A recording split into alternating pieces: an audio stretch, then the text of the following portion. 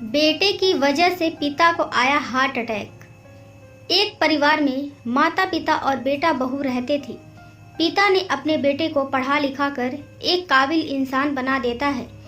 अब वो अच्छी कंपनी में जॉब करता था और जो भी पैसे कमाता था वो अपने दोस्तों के साथ पार्टी और अपने शौक पूरे करने में उड़ा देता था। जब लड़के के माता पिता उससे कहते कि बेटा इतना पैसा बर्बाद मत करो, तो बेटा अपने माता पिता से गुस्सा हो जाता और उनसे बात बात पर लड़ाई करता था। तो कभी उन्हें भला बुरा भी कहता था। ये वही माता पिता थे जो इसके लिए लोगों से लड़ा करते थे। आज वो उनसे लड़ रहा है। एक बार जब बेटा देर रात को बाहर से घर आता है तो पिता कहते हैं कि बेटा तुम इतना पैसा क्यों उड़ा रहे हो। तो बेटा कहता है कि पिताजी यही तो उम्र है अपने शौक पूरे करने का, अब नहीं तो कब करूँगा, जब आपके जैसे मेरे मुंह में एक भी दांत नहीं रहेगा तब। इतना कहकर बेटा अंदर अपने कमरे में चला जाता है। फिर कुछ दिन बाद माता पिता ने अपने बेटे की शादी एक नीलम नाम की लड़की के साथ करा देते हैं। जब नीलम शादी करके आई तो वो अपने इस परिवार में घुल मिल गई, लेकिन बेटा बहू को भी अपने शौक पूरे करने को कहता था। लेकिन बहू समझदार थी, वो अपने पति की हर बात को टालती रहती थी। इस बात पर अक्सर पति पत्नी की बहस हो जाती थी। एक दिन पति ने पत्नी से कहा कि अब तुम शॉर्ट ड्रेस पहनोगी। ये सुनकर पत्नी ने कहा कि नहीं, मैं जैसी हूँ वैसी ही रहूंगी।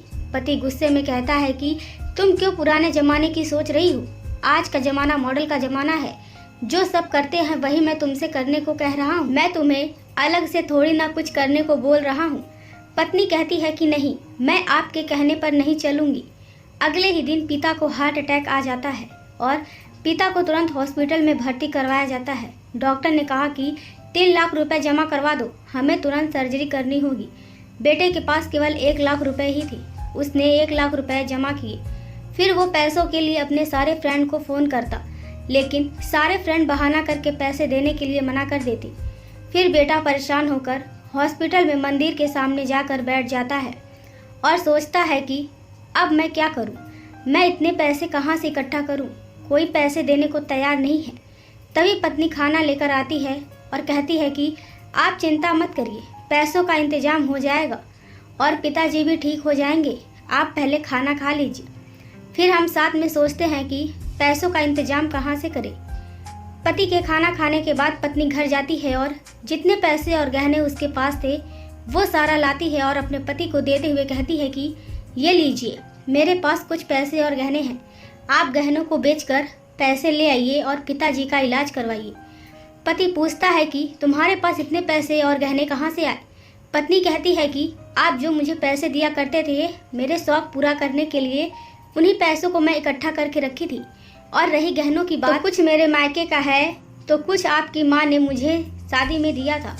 पत्नी की ये बात सुनकर पति की आंखों में आंसू आ जाते हैं और फिर बेटे को एहसास होता है कि वो कितना गलत था और यदि उसने अपने माता पिता की बातों को माना होता और पैसे अपने दोस्तों के साथ न उड़ाकर यदि इकट्ठा किया होता तो आज वो इतना लाचार न होता।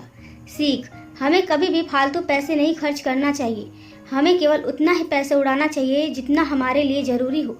हमें कभी भी अपने माता पिता के खिलाफ नहीं जाना चाहिए, क्योंकि वो जो भी कहते हैं करते हैं हमारे फ्यूचर को देखते हुए कहते हैं, इसलिए हमेशा उनकी बात मानना चाहिए। दोस्तों, ये कहानी आपको कैसी लगी? अगर कहानी अच्छी लगे तो वीडियो को लाइक करें, शेयर करें और हमारे चैनल को सब्सक्राइब करें। Thank you.